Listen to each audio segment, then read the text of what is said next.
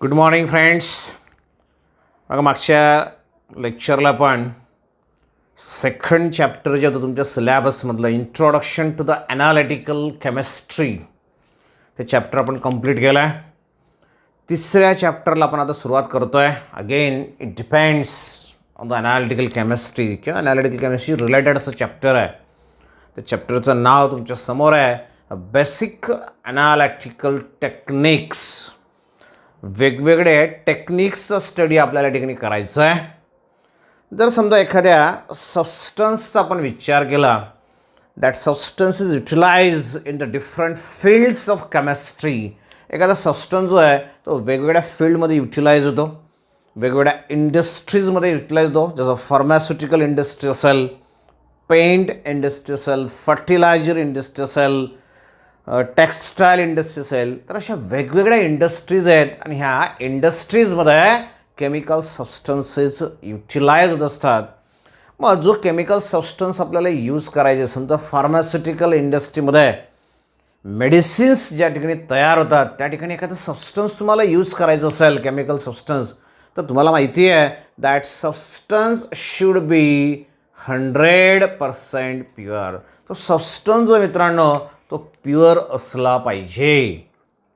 तर नेमकं आपल्याला ह्या चॅप्टरमध्ये काय शिकायचं आहे की how to obtain the pure substance. एखादा सबस्टन्स इम्प्युअर जर असेल तर त्याला प्युरिफाय कसं करायचं. सेपरेशन अँड प्युरिफिकेशन काय म्हणतोय मी, लक्ष द्या व्यवस्थित. सेपरेशन अँड प्युरिफिकेशन कशा पद्धतीने करायचं. एखाद्या सबस्टन्सला, त्या सबस्टन्सला प्युरिफाय करण्याच्या, सेपरेट करण्याच्या वेगवेगळ्या टेक्निक्स ज्या आहेत, ज्याला तुम्ही म्हणणार बेसिक ॲनालिटिकल टेक्निक्स, त्या वेगवेगळ्या टेक्निकचा स्टडी आपल्याला ह्या चॅप्टरमध्ये करायचा आहे. म्हणून त्या चॅप्टरचं नाव तुम्हाला दिलं आहे बेसिक ॲनालिटिकल टेक्निक्स. एखादा सबस्टन्स तुम्हाला प्युअर फॉर्ममध्ये ऑब्टेन करायचं आहे.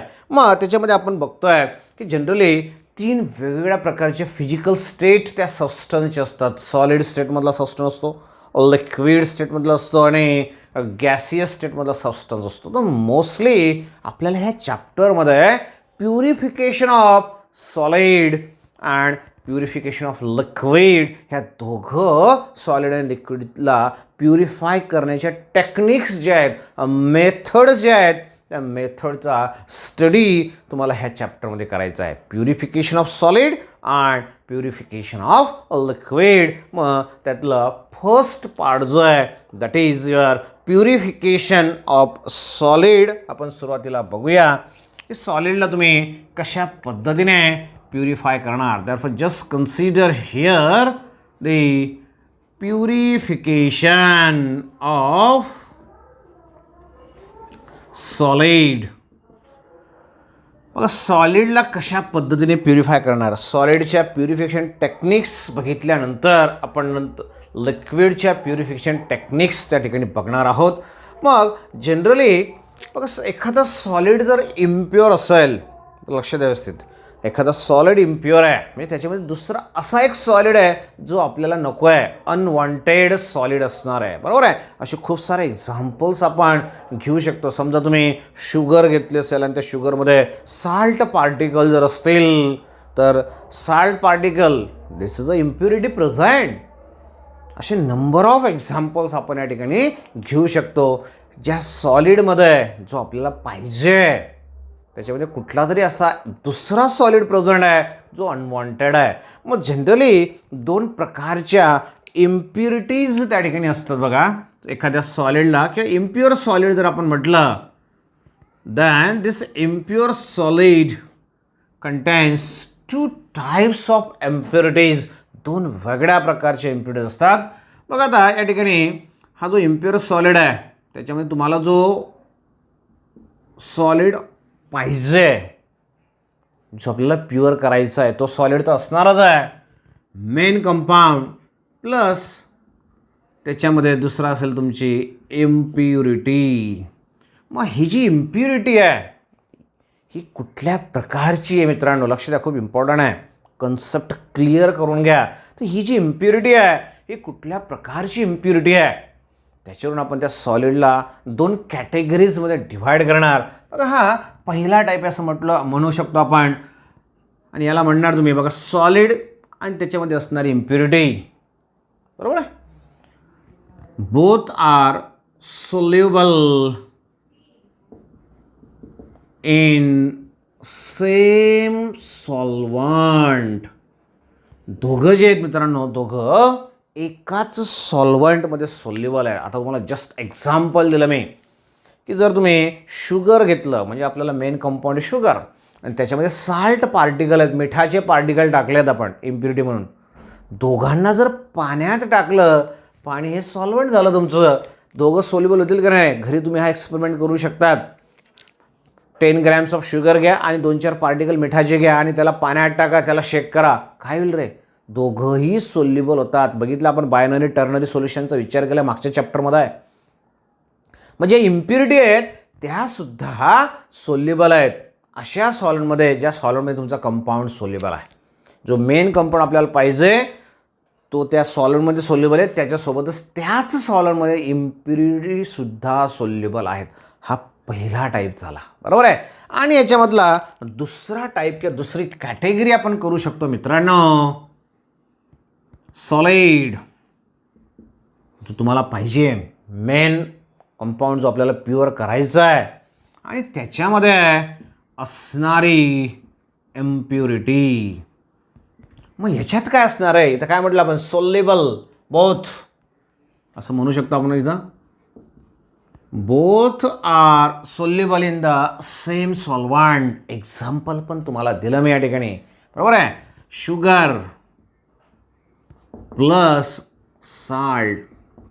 म्हणजे असं एक्झाम्पल्स पुस्तकात दिलेलं नाही, पण तुम्हाला समजलं पाहिजे म्हणून त्या अनुषंगाने हे एक्झाम्पल तुमच्या समोर ठेवतो आहे मित्रांनो.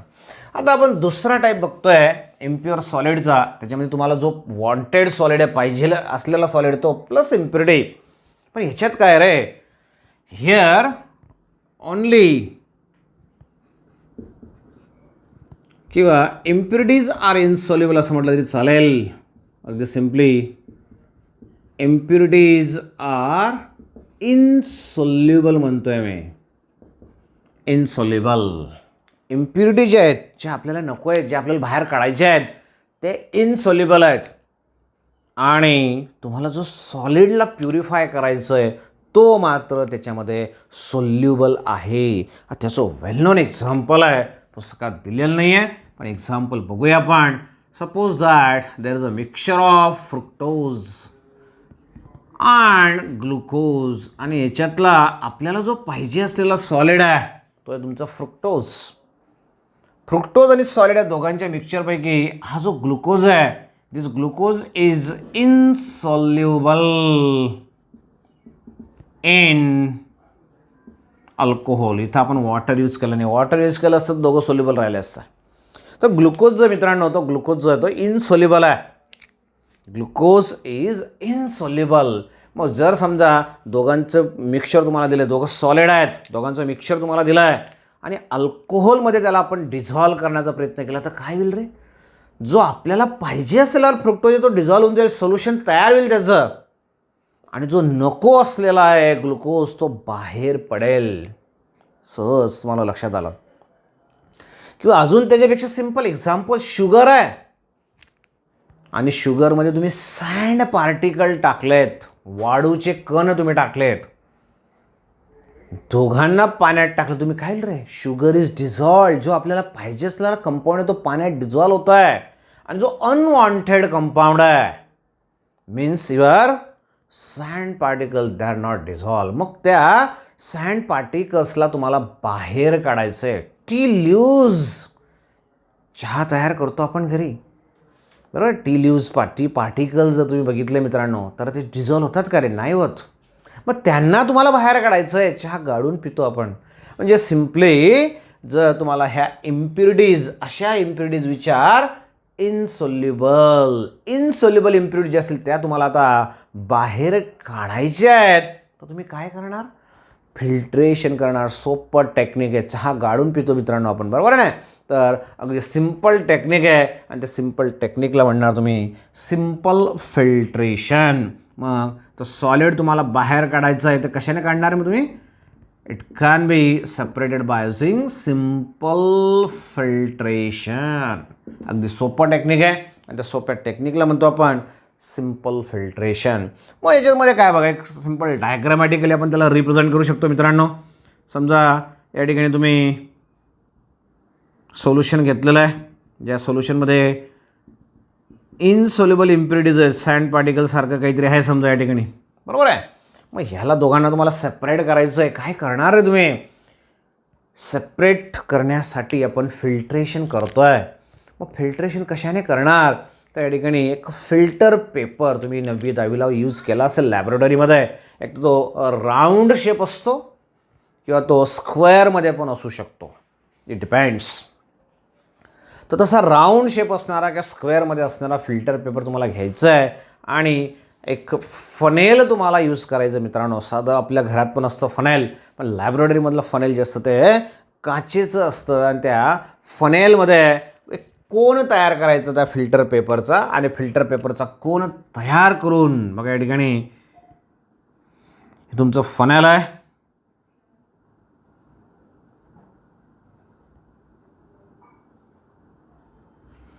बघा फनेल आहे आणि याच्यामध्ये मी काय केलं रे, एक फिल्टर पेपर जो आहे त्याचा असा कोन तयार केला मित्रांनो. तुम्हाला सहज जमेल ते असा कोन तयार करायचा, तो कोन त्याच्यात फिट करायचा. फिट केल्यानंतर अगोदर एक ड्रॉप वॉटर टाकायचा, तो स्टिक होईल त्या ठिकाणी, चिपकेल तो, म्हणजे बाहेर येणार नाही. आणि स्टिक झाल्यानंतर हे जे सोल्युशन असेल मित्रांनो, हे सोल्युशन या ठिकाणी पुअर करा. इथे टाकल्यानंतर काय होणार आहे, खाली एक बिकर ठेवायचं आहे मात्र, नाही तर असलेलं सोल्युशन सर्व वाया जाईल तुमचं.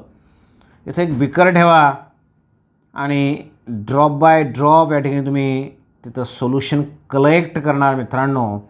मग हे टाकल्यानंतर काय होणार आहे, हे जे सँड पार्टिकल आहेत, ज्या इम्प्युरिटीज इनसोल्युबल आहेत, तिथं लिहिलं आपण, ते इनसोल्युबल इम्प्युरिटीज जे असतील त्या फिल्टर पेपरवर ॲज इट इज राहतील आणि खाली सर्व जे तुम्हाला पाहिजे असलेला सबस्टन्स आहे त्याचं सोल्युशन तुम्हाला त्या ठिकाणी मिळेल, बरोबर आहे. तर दोघांना आपण काय केलं, आता सेपरेट केलं. पण कोणत्या इम्प्युरिटीज सेपरेट करू शकलो आपण? इनसोल्युबल इम्प्युरिटीज आपण सेपरेट या ठिकाणी केल्या just by using the process of simple filtration. मग असं झाल्यानंतर बघा तुम्हाला इथं जाणवेल की सॉलिड जे आहे it remains on the filter paper आणि खाली सर्व लिक्विड जे असेल ते या ठिकाणी तुमचं जमा होईल, खाली कलेक्ट होईल, बरोबर आहे. मग जो सॉलिड सबस्टन्सवर राहिला आहे मित्रांनो, that solid substance is called आज अ रेसिड्यू. आणि इथे जे जमा झालेलं लिक्विड आहे इट इज कॉल्ड आज फिल्ट्रेट. एक असेल तुमचा रेसिड्यू आणि दुसरा असेल तुमचा फिल्ट्रेट. तशा सिम्पल वेजने आपण घरी पण करतो मित्रांनो. आपण चहाचं एक्झाम्पल तुम्हाला देतो. वॉटर आपण गाडून पितो मित्रांनो, बरोबर आहे.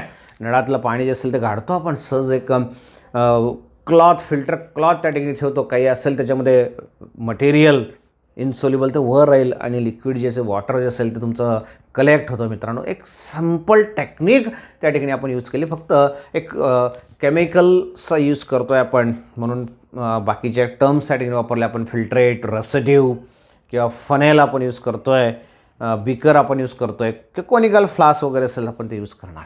तर ह्या एक सिम्पल टेक्निकने आपण सेपरेशन केलं. कुठल्या इम्प्युरिटीज सेपरेट केलं मित्रांनो आपण? तर इनसोल्युबल इम्प्युरिटीज जे आहेत, impurities are insoluble impurities that can be easily separated by using the simple filtration.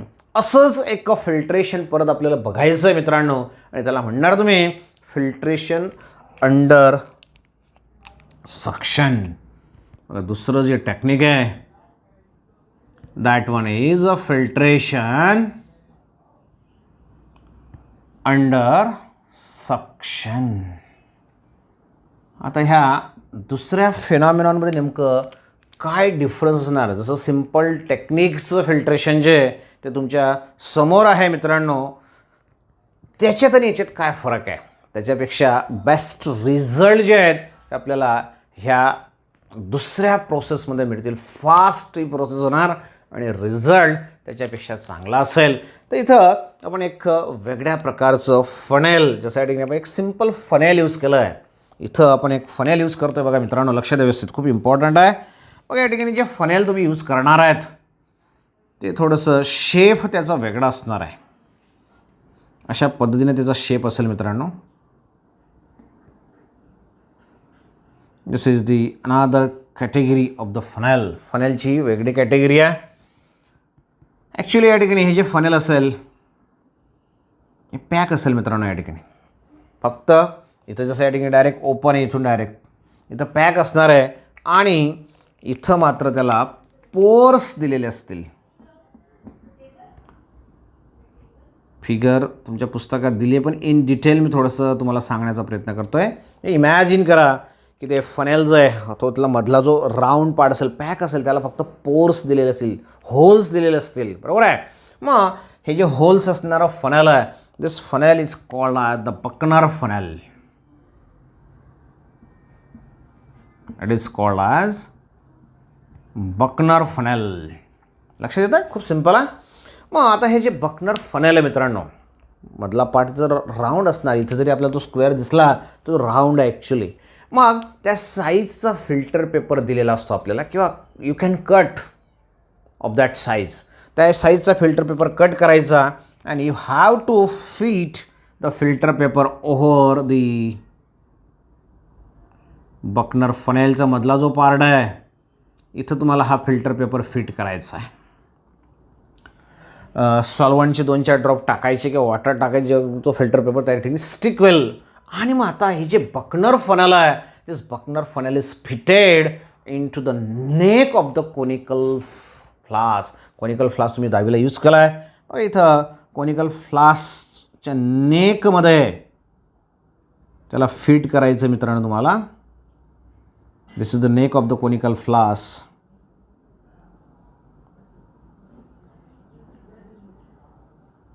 अशा पद्धतीने हा कोनिकल फ्लास्क असतो. अजून त्याला इलॉंगेट आपण करू शकतो मित्रांनो. And this flask having the side arm. या फ्लास्कला साईड आर्म असतं मित्रांनो. आणि here to this side arm there is a suction pump. इथं मात्र तुमचा हा सक्शन पंप बसवलेला असतो. व सक्शन पंप काय करेल रे? सक करणे, बरोबर आहे. त्याच्या नावातच अर्थ देऊन टाकला आहे. जेव्हा तुम्ही लिक्विड याच्यात टाकणार मित्रांनो, बघा इथं फिल्टर पेपर आहे, त्याच्यातून तर फिल्टर होणारच आहे, खाली पोर्स आहेत म्हणून ते लिक्विड या ठिकाणी येईल आणि ते सक करण्याचं काम ते पंप करणार आहे. म्हणून तो फिल्ट्रेशनचा स्पीड जो असेल तो जास्त होणार आहे. बघा त्या ठिकाणी हे लिक्विड तुम्ही टाकलेलं आहे, लवकर त्याचं फिल्ट्रेशन होईल. सॉलिड पार्ट जो असेल तो वर राहील आणि लिक्विड पार्ट जो फिल्ट्रेट जो असेल तो या ठिकाणी तुमचा कलेक्ट होईल. मग दोघांच्या टेक्निकमधला फरक काय? It is a superior technique as compare to your simple filtration, बरोबर आहे.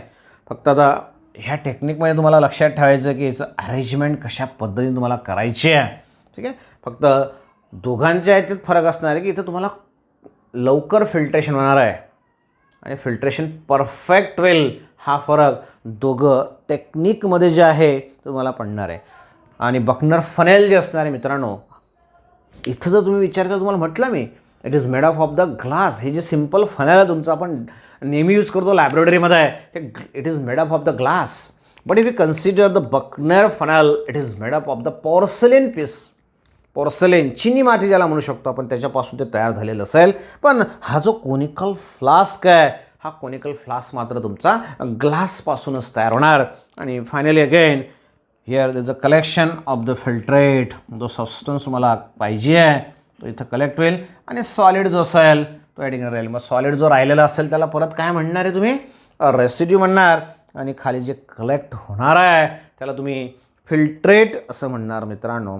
तर अशा पद्धतीने सहज आपण दोघं टेक्निक्समधला डिफरन्स जो आहे तो बघू शकतो. नेकेड आईजने सुद्धा आपल्याला दोघं टेक्निक्सचा डिफरन्स दिसू शकतो. आणि बाकी आपण विचार करून सुद्धा सांगू शकतो की नेमकं दोघांमधला फरक काय. फक्त प्रोसेस तीच आहे सेपरेशनची बाय युझिंग द फिल्ट्रेशन.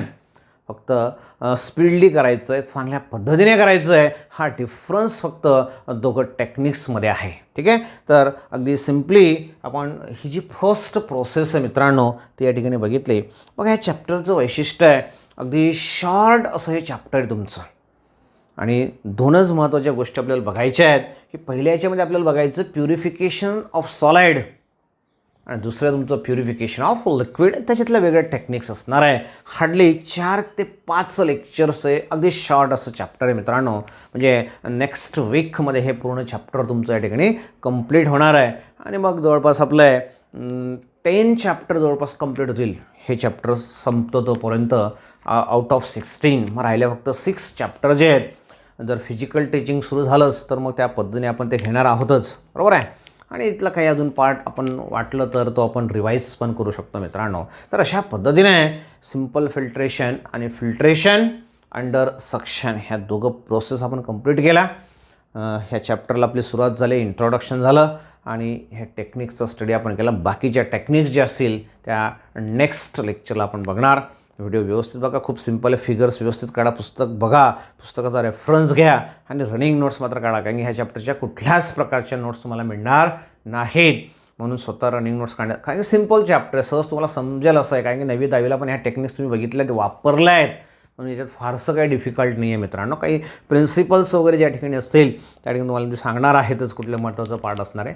तर ह्या पद्धतीने अगदी सिम्पल चॅप्टर आहे, स्टडी व्यवस्थित करा. ह्या टेक्निक्स तुम्हाला इन फ्युचर जर केमिस्ट्रीमध्ये तुम्हाला करिअर करायचं असेल तर ह्या टेक्निक्स आपल्याला यूज कराव्या लागणार. ह्याच काय त्याच्या पुढच्या ज्या टेक्निक आहेत ह्या तर सिम्पल आहेत, ह्या आता पण आपण वापरतो. पुढच्या टेक्निक्स फार महत्त्वाच्या आहेत अजून, त्या तुम्हाला इंडस्ट्रीजमध्ये यूज करायच्या आहेत मित्रांनो. ठीक आहे. तर या ठिकाणी आपण थांबणार आहोत. And finally again it's my humble request all of you, please stay at home and be safe. Thank you. Bye.